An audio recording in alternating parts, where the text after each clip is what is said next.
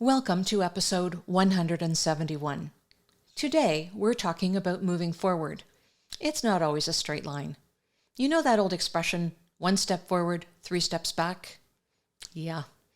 You think you know where you're going, but life throws curveballs at you. Somebody needs you for something, your health throws you a curveball, or that place where you saw yourself all of a sudden evaporates as an opportunity. How well prepared are you? The need to move forward may come as the result of retirement. The opposite of working is not working. But not everybody wants to go straight to not working. There's a sideways path. You know, you may choose to consult or work part-time or volunteer, perhaps mentor. You never know what will happen. After you have fulfilled those sideways steps, you will ultimately get to your goal of not working. Maybe. Some people like to work forever. That's fair. But these new jogs in your path will probably introduce you to new friends, expose you to new technologies, and maybe even open up pathways that you didn't even know exist. So those sideways jogs in your life can be very beneficial. Now, sometimes the path forward gets sidetracked by the death of a loved one, and you need to take the time and give yourself the grace to find out who you are without this person. You may find that stereotypes hold you back from the vision that you have, stereotypes that you have and stereotypes that those around you have. Don't get too suckered into those. Stereotypes are made to be broken, and you're just the person to do it. You have to be willing to go sideways sometimes before you can go forward. You also have to be willing to compromise. But the art of compromise brings with it the need to know which issues are a hard stop. Here's a for instance. You may have a hard stop that you want to live independently for as long as you possibly can. Hard stop, no option.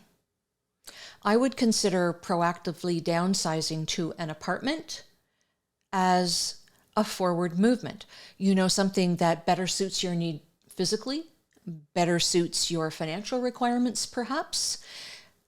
It's a sideways step if something happens that forces that move on you. But if you proactively make the choice, then the choice is yours. You get to choose the neighborhood, you get to choose the furniture you want, you get to choose the layout, the fundamentals of how you'll live. You know, that's a really big deal. And although it might not be your ideal, you may want to stay in that family home that you've been in forever, but if it no longer serves you, then the path forward is better if you get to choose it. You've chosen a goal to rid yourself of that environment that's no longer working for you. What about other environments that no longer work for you? You know, we've talked on this show about relationships and extricating yourself from relationships that really aren't healthy anymore. That's a forward movement that can have lots of jigs and jags along the road. We've talked about dating in our older years. In fact, just a week ago, I guess, we published an article on theoldish.com about the new trend.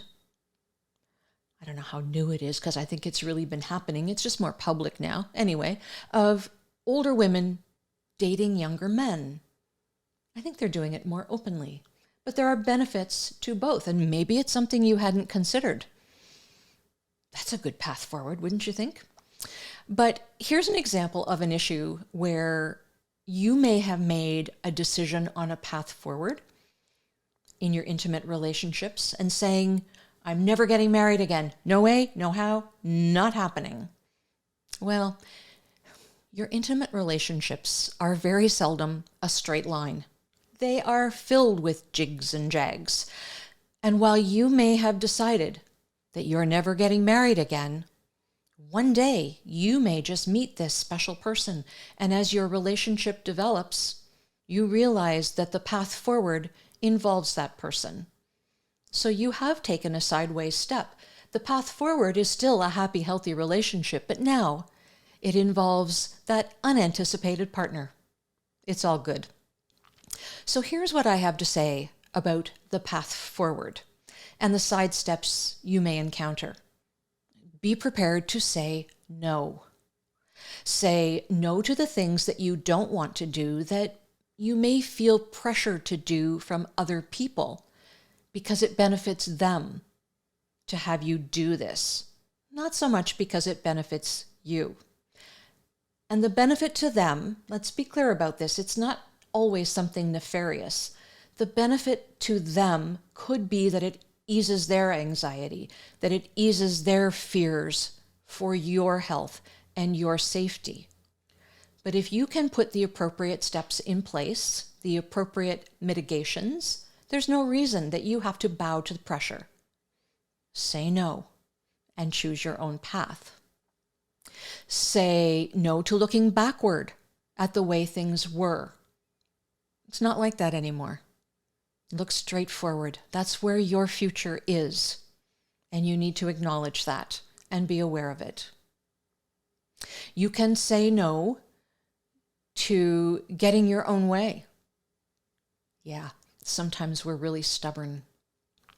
Sometimes we're stuck in that, we've always done it this way mentality, or an old habit that no longer serves us. And we need to be strong enough and analytical enough to sit down and understand what serves us and what doesn't, and say yes to the things that serve us. Sometimes getting in our own way is really just a function of our own doubts.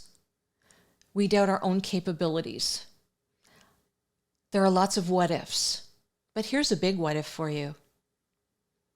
What if you miss out on something? That's when you have to learn to say yes.